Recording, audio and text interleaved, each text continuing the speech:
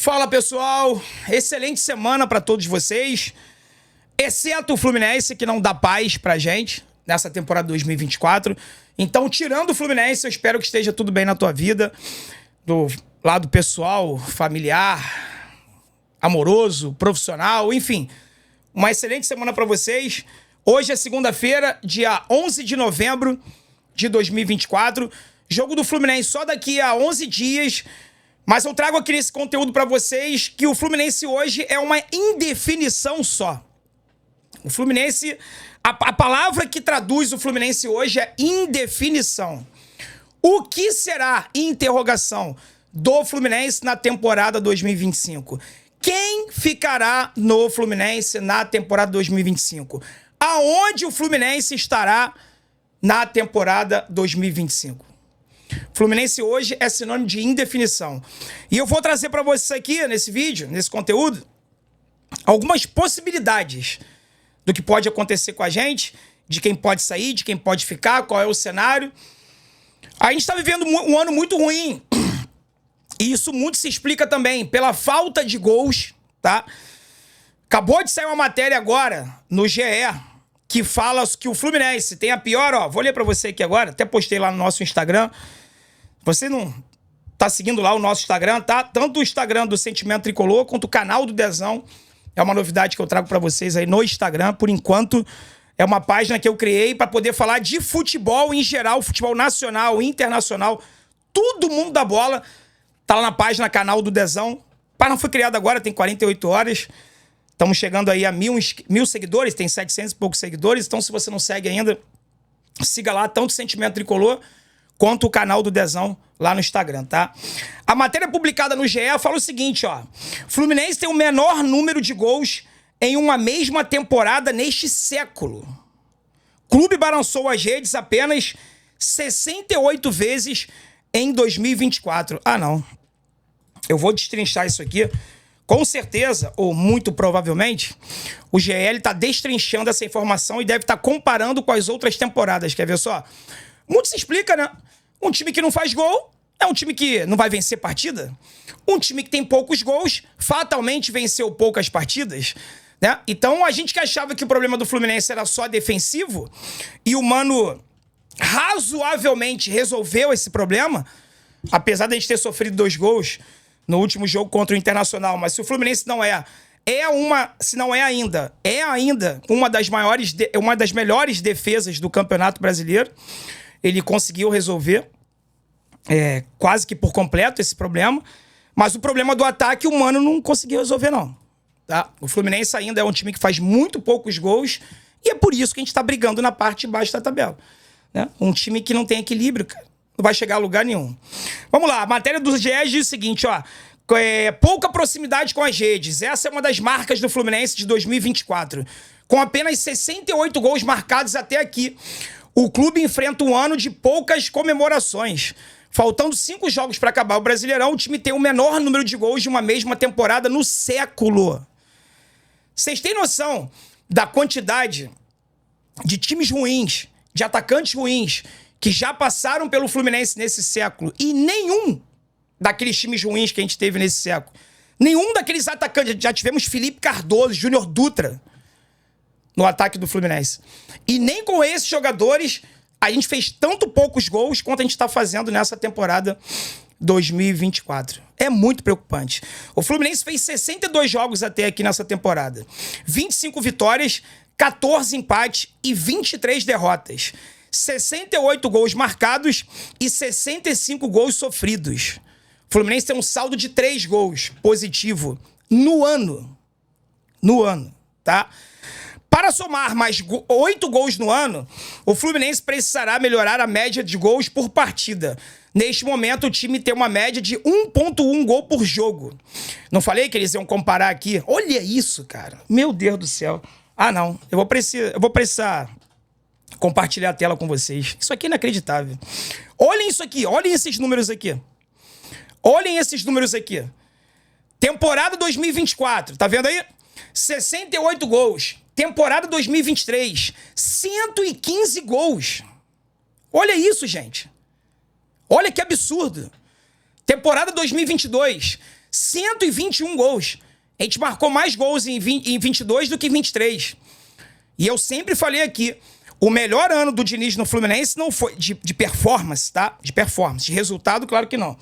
Mas de performance, não foi 23, foi 22. E o número de gols mostra isso. Um time completamente ofensivo. 121 gols em 2022. 106 gols em 21. 78 gols em 2020, com aquele time remendado. 91 gols em 2019. Gente, em 2018, que o Fluminense brigou para não cair até a última rodada.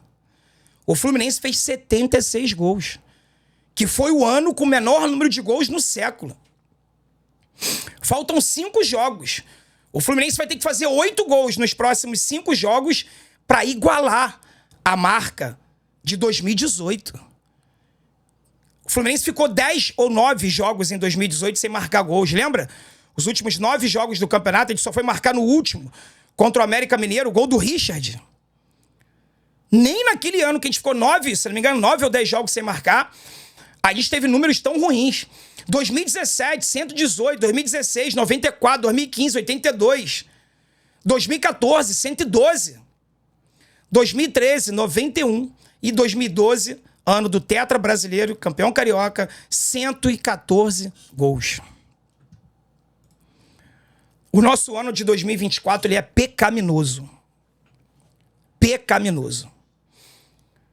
É impressionante como a instituição Fluminense Futebol Clube, em todos os seus envolvidos, óbvio que o presidente é o principal responsável.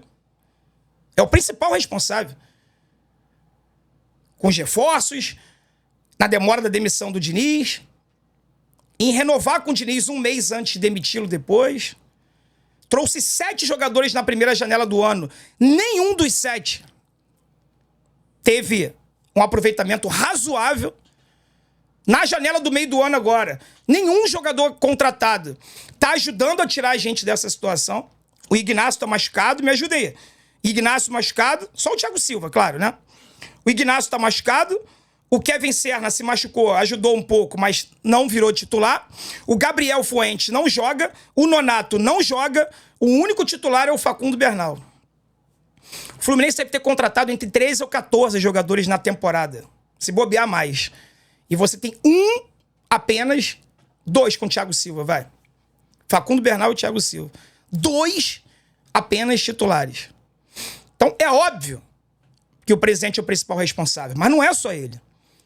Diniz foi responsável, jogadores foram os responsáveis, o Mano tem a sua parcela de responsabilidade. Que ano podre, meus amigos. Que ano podre. Eu espero que termine com um final feliz. E o que seria um final feliz? Um final feliz seria o Fluminense terminar o campeonato na Série A e, de preferência, com uma vaga na Sul-Americana do ano que vem, para a gente tentar a conquista da Sul-Americana, que é um título inédito, é um título que nós não temos. Tá? E aí dá possibilidade de disputar a Recopa, e aí o Fluminense poderia, em caso de conquista da Sul-Americana, buscar o bicampeonato da Recopa. Mas quem vai estar no Fluminense em 2025, André? O Mano vai continuar? Quais serão os jogadores que terão seus contratos renovados? Quem vai sair? Pois é, pessoal. O discurso, pelo menos que o GE conseguiu apurar, também fez uma publicação que saiu hoje pela manhã, de total indefinição. Tá? A situação do Fluminense no Campeonato Brasileiro, ele não permite, ou talvez a diretoria já tenha tomado uma decisão, mas não tenha externalizado, e aí eu concordo,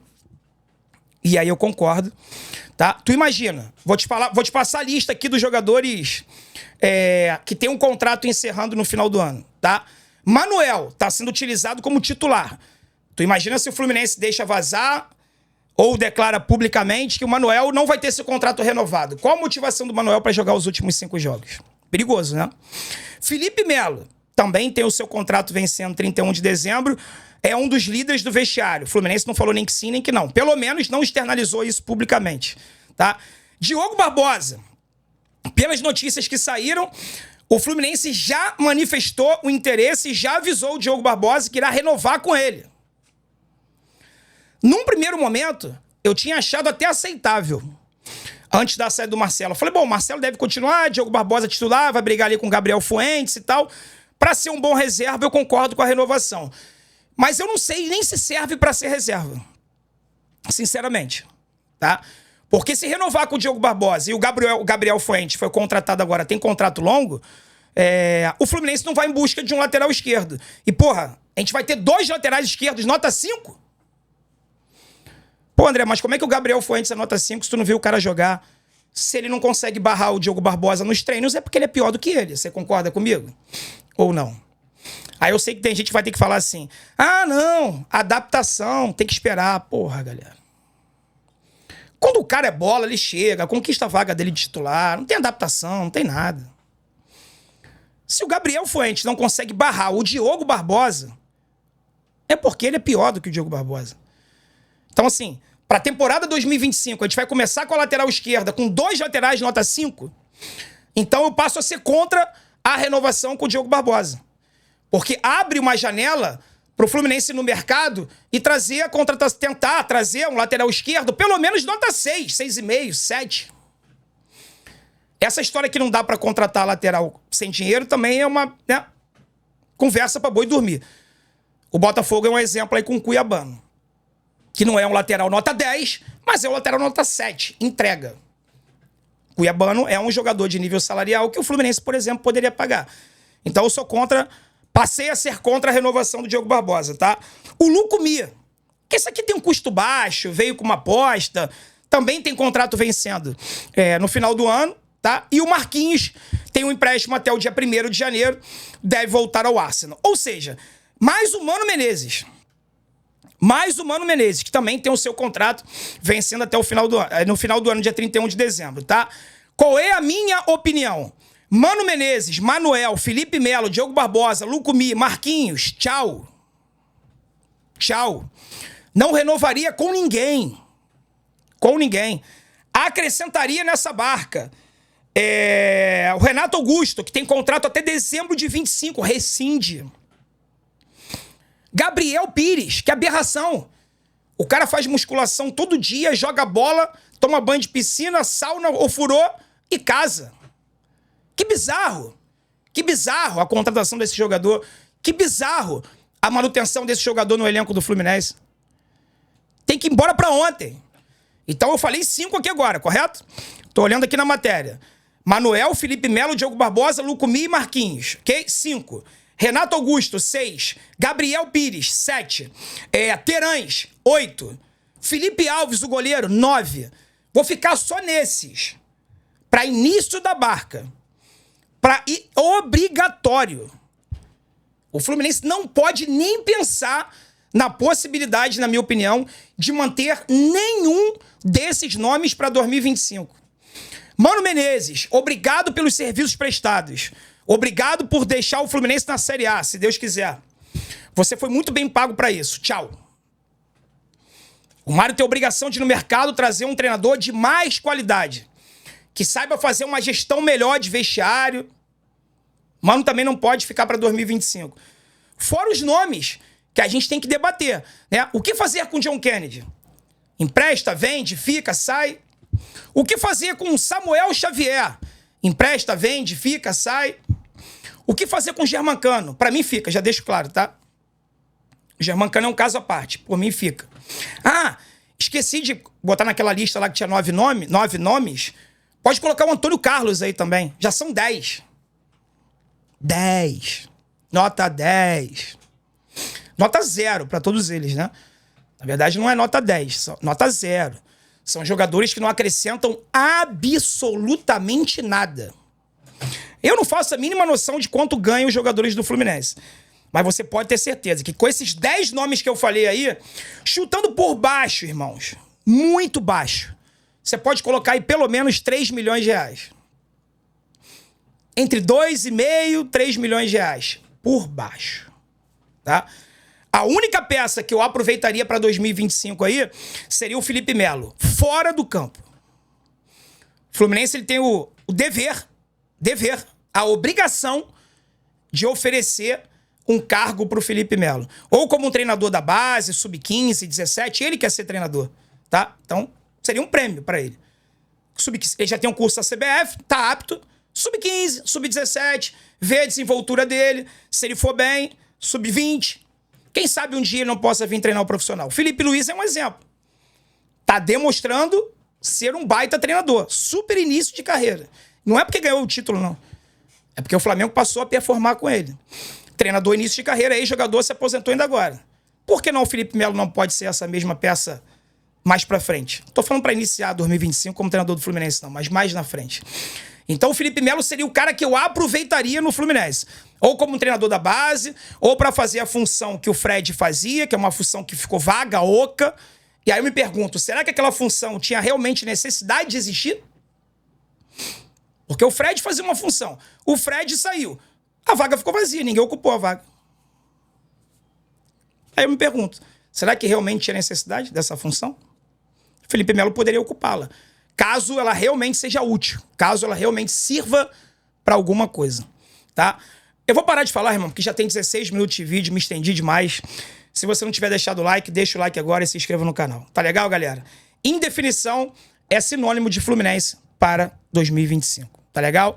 Fiquem com Deus, um forte abraço, saudações tricolores. Vence o Fluminense. Hoje, amanhã e sempre. Tamo junto.